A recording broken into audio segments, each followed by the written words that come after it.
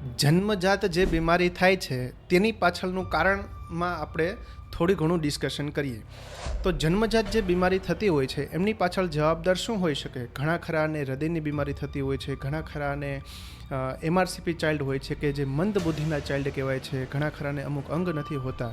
તો આ બધું થવા પાછળનું રીઝન શું હોઈ શકે? શું એ ખાલી કોઈ જમવાના કારણે થતું હોય છે કે એના સચોટ કારણ શું હોઈ શકે? જીનેટિક ડિઝીઝનું સચોટ કારણ શું હોઈ શકે?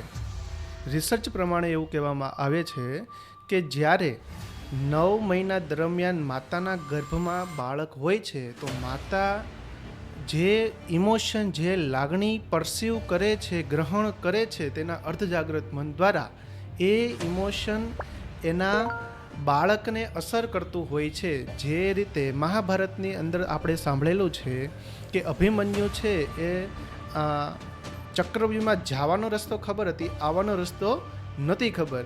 એ ક્યારે શીખેલા હતા? જ્યારે માતાના ગર્ભમાં હતા ત્યારે.